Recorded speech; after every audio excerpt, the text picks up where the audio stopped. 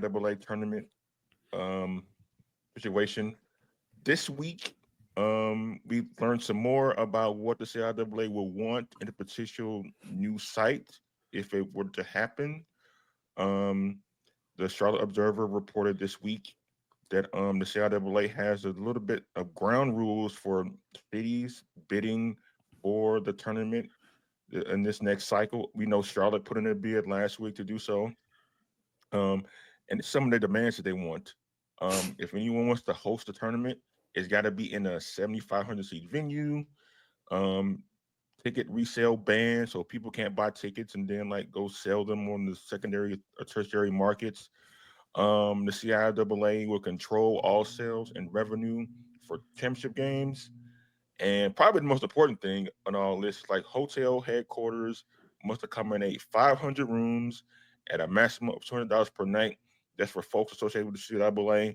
And they want to cap it at 225 for fans because when it was in Charlotte, a lot of price gouging was going on. And people didn't like that. It was one of the big reasons why the tournament actually moved to Baltimore, where it has been for the last couple of years. And that's also, in addition to Charlotte, more cities were placing a bid to host the tournament in the coming years. You got Washington, D.C., got Philadelphia, you got Richmond, Virginia, you got North Carolina cities, Raleigh, and Greensboro. Now, Greensboro was once the longtime home of the ACC basketball tournament. And now that tournament, I think, like rotates now between sites. And bids are due to be submitted to the conference by April 15th of this year. So we could possibly have a situation where this could be the last tournament in Baltimore. It could move somewhere else. But fellas, what do we make of these demands by the CIAA, and what do we make of some of these cities that it could possibly go to? Starting with Kim Rashad. It's great to have options. It's great to know that you've got the financial flex and the financial wherewithal to make those type of demands.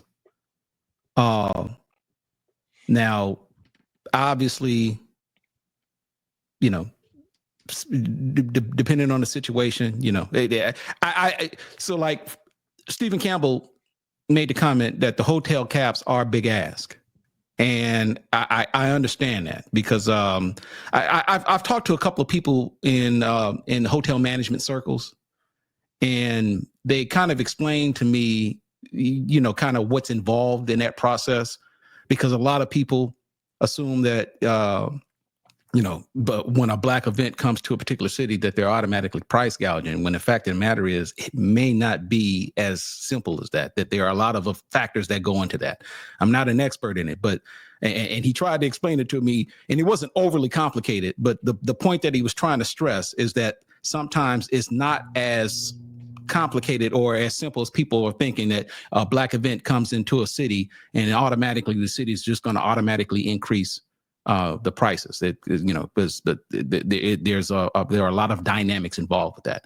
But for the CIAA, the fact that they've gotten these bids, the fact that they've got these options in place, tells you a lot about, obviously, that these cities understand the financial impact that such an event can bring to their tax base. And, you know, basically the CIAA is to simply say, hey, if you want to play, you got to pay. And, you know, they're not, you know, they've got options, and good for the CIAA. To talk about revenue, last year, the CIAA tournament for Baltimore generated $32.5 million to the city, created 1,315 part-time and full-time jobs, and generated $3.1 million in state and local taxes. That's courtesy of CBS News. So that's the competition these other cities are going to be up against in terms of like attracting that tournament to their cities. But Chris, what are your thoughts about the chances of either the cities we listed actually getting a shot at the CIAA tournament in the coming years? You want to see some? I want to see some cash. But nah, credit to Commissioner McWilliams Parker and the CIAA for laying down the law. It's like, okay, you want this tournament back, or if you want to bid on this tournament, it's going to cost you. And rightfully so, because I mean, the CIAA has been iconic forever. I mean, this isn't just something that this isn't one of those things that me and Ken have discussed as being white guilt. The CIAA was popping long before anybody else was. Right. So, I mean, for Charlotte to not know what they had for 15 years, that's their fault. And credit to Baltimore for not being, they're not the stepdad, they're the dad that stepped up and made this happen. So, I mean, they deserve a ton of credit, and I think they deserve to keep the tournament, but it's really going to be an interesting thing because it does the North Carolina tradition sway? Do the schools that are south of Baltimore, because let's be honest, every CIAA school except for Lincoln is south of Baltimore, do they say, okay, is it easier for us to go back to the Carolinas, or do we want to keep this Baltimore thing going because we've had such a great time these last 2 years? They have one more year with the tournament, 2026, before that deal ends. So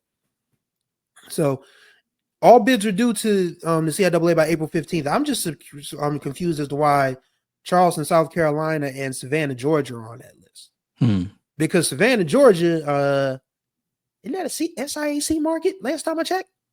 Mm-hmm. Charleston. I mean, yeah, Claflin's there, but isn't that Benedict and Allen territory? I'm just asking. I mean, let's be clear. You know, if you're gonna cut your nose off to spite your face, you better be ready for some rhinoplasty. But yeah, I think honestly, if you had to make me, if I was a betting man, and by the way, all of you folks that have just really are snapping on athletes about they didn't hit your parlays, call the hotline. Y'all need some help. But if you're a betting man, if I was a betting man, I would say the tournament stays in Baltimore. They've just built up. Mayor Brandon Scott has done a phenomenal job. Governor Westmore has done a phenomenal job playing up the Black excellence part of that tournament. And Maryland is one of the blackest states in the union, believe it or not. I mean, you've got Baltimore, you've got PG County, and believe it or not, there's actually a strong black contingent on the Eastern Shore. So, I mean, you take that into account. You got the DMV is right next door. Northern Virginia, the same thing. It's like an hour drive. These folks are willing to make that drive into Baltimore, have a good time, eat some crab cakes, whatever, you know, beat their feet to some K-Swift or whatever, have a great time, and, you know, watch the CIAA tournament. So I don't think the CIAA should change a good thing. If it ain't broke, don't fix it. And right now, Baltimore is definitely not broke. We'll see how broke they are when that bid comes in. Indeed. That is when time will tell. That's what it ultimately comes down to. But great point, though. Great point. Yeah, definitely. I mean, like, it's gonna be competition, man, because this tournament is more than, I guess, the SWAC tournament and the MEAC tournament. It's like really, really valuable for the culture, I would say, because people romanticize about it, especially when it was in Charlotte for all those years and experience they had there. And the foundation for that same kind of romanticism is happening in Baltimore. So it's going to be hard for the CIAA to say, we're not going to go back to Baltimore, we're going to go back to Charlotte. Unless Charlotte can like change some of the things that they do, in particular, like having the games not at Bojangles Arena, which is like not in downtown Charlotte, which is kind of like in the middle, which is kind of like in the eastern portion of the city. They want those games to be at the Spectrum Center where the Hornets play. It'll be better basketball than the Hornets right now. I would say that. Yes. Let me add this. One of the requirements that the CIAA is asking for is that the arena sits at least 7,500 people. Now, compare that to the SWAC and where they're playing. They're going to be playing at the Gateway Center in Atlanta, where that's just the Atlanta Dream, right? Where they play. Yeah. That venue holds 5,000. So is that max capacity? Max capacity is 5,000 people. So just kind of SWAC Division I conference, CIAA Division II, CIAA tournament, though, obviously a heck of a lot more cachet. And yet they're making a demand for a venue that seats at least 7,500 people. So I'm just saying, and I'm not trying to compare apples to oranges here, but I guess I'm just trying to put some things in perspective as to just how financially impactful the CIAA tournament is for the whole city that's going to bid on it. You know, and you know, I'm all for where the SWAC tournament is in Atlanta. Someone said Gateway Center is 3,500 for basketball. Oh, really? Well, so okay. Ooh. Well, see. Ooh. Wow. So, jeez Louise. So that's news to me. You know, I just look. I've never been there, but you know, but that's something. But for the CIAA to put in that requirement that the venue has to hold 7,500 people, that says a lot. Yeah. That's why I was interested. That's why I was interested why Richmond bid, because the Coliseum is closed, shuttered as far as I know. I think, in fact, it's due for demolition if I'm not mistaken. So unless they built something else, or they're gonna what where Richmond, Virginia. Oh, okay. Is it okay? Yeah, Richmond put a bid in as well. So okay, but yeah, last time I checked, the Coliseum was locked up tight as a drum. So I don't know, but we'll see how it turns out. And I guess we have another Virginia story that is of great interest to those of us on this particular show. Too bad Jared's not around to comment on this. We gotta run the hashtag.